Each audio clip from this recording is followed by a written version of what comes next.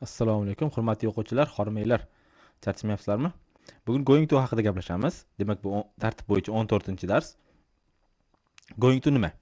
Going to tarjimada moqchi degan ma'noni bildiradi.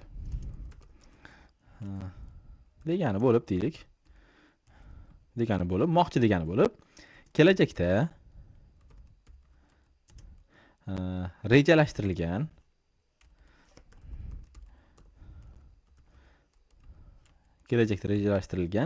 ishlarimizga ishlatamiz. Ishlarimizga foydalanamiz deylik. Rejalashtirilgan ishlarimiz bo'lishi kerak. Aynan, masalan, ertaga buni qilmoqchiman yoki men kelajakda o'qishga kirmoqchiman. Shunga o'xshagan gaplar taxminan. Endi gap darakabi qanaqa bo'ladi? Pozitivi. Pozitiv shakli ega, keyin biz am, is, are qo'yib olamiz. Mana shu joyda emizar, keyin fe'l dan oldin going to, keyin fe'l, keyin object, to'ldiruvchi. Mana shu ketma-ketlikda ketadi. Birinchi ega, emizar, going to, fe'l, to'ldiruvchi. Misol uchun birinchisi. I am going to study abroad deyman. Abroad. Bu nima degani? Men chet elda o'qimoqchiman deyapman. Tushuntiryapman-a? Moqchi degan ma'nosi kelishi kerak bu bitta ma'noda.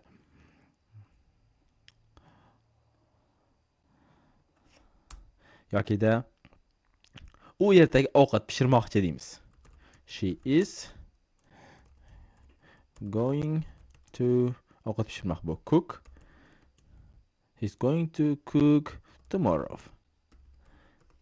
U ertaga ovqat pishirmoqchi. Shunaqa. Inkoriyamini ko'ramiz endi. Negativ shakli. Demak, ega am, is, are, dan keyin not qo'yamiz albatta. Keyin going to, fe'l, object. Shunaqa. Faqat to be dan keyin not bo'lyapti-da. Endi misol uchun aytaman men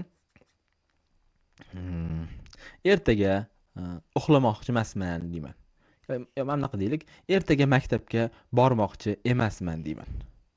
I am not going to, endi fe'l qo'yishim kerak. Go to school tomorrow. Mana shu joyda going to, go to deb bo'lib ketyapti. Sal sizlar chalg'itmasin, bu maktabga bo'lyapti. Mana going to ni o'zi alohida ma'nosi moqchi. I'm not going to go to school tomorrow. Men ertaga maktabga bormoqchi emasman deyapman. Yokida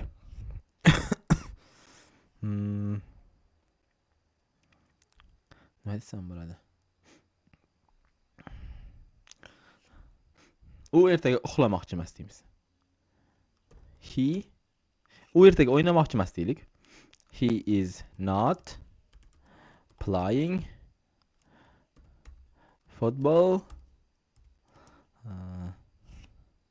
Present continuous bo'lib qoldi. Aytmaysizlar. He is not going to play football tomorrow.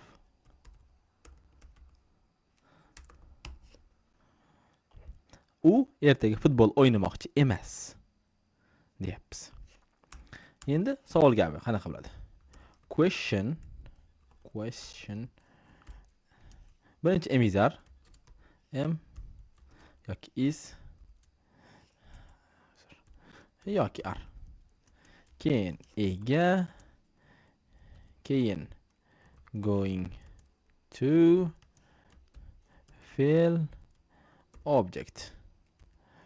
Object. Yes, this one. Tuzib ko'ramiz. Misol uchun.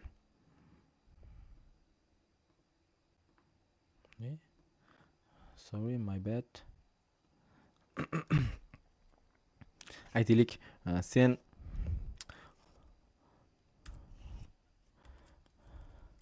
are you going to listen to music tomorrow? Sen ertaga musiqa eshitmoqchimisan? Yoki-da yana nima desa bo'ladi? Moqchidan. O'g'ilbola aytaylik, u ertaga keyingi oy kitob o'qimoqchimi deymiz. Is he going to read a book next month? U keyingi oy kitob o'qimoqchimi deyapmiz. Tushuntira oldimmi? Hozir tak zamonmoqchi degani, xullas, bu aynan present continuous past simple yoki shunga o'xshagan zamonlar qoidasida yo'q, lekin bu o'sha alohida qoida bo'lib kelgan. To be going to moqchi degani bo'lib, kelajakda rejalashtirilgan ishlarimizga foydalanamiz deyapmiz. Video tushunarli bo'ldi deb o'ylayman. Tushunmaganlar bo'lsa, videoni qayta ko'rib, sekinlashtirib ko'rib, bemalol tushunib olsanglar bo'ladi. Hammaga rahmat. Keyingi darslarda ko'rishguncha xayr.